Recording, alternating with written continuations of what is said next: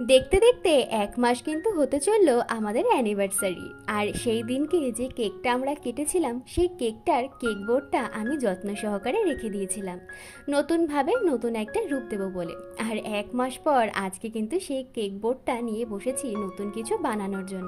আর যেহেতু এই কেকটা অ্যানিভার্সারির দিন আমি কেটেছিলাম, তাই জন্য ভাবলাম যে বিয়ের কিছু থিম করা যেতে পারে। তাই সবার প্রথমেই একটা ব্রাইড আর একটা গ্রুম কিন্তু আমি ড্র করে ফেলেছিলাম, আর এখন সেটাই কালার করছি। আর এইরকম ধরনের জিনিস না আমি কিন্তু ফার্স্ট টাইম ট্রাই করছি, তাই তোমাদের কীরকম লাগলো অবশ্যই কিন্তু আমাকে কমেন্ট করে জানাবে। অনেকেই দেখতাম এরকম সুন্দর কেক বোর্ডের উপরে সুন্দর করে ড্রয়িং করে, আমারও ইচ্ছে হয়েছিল, তাই অ্যানিভার্সারির এই কেক বোর্ডটা জমিয়ে রেখে দিয়েছিলাম।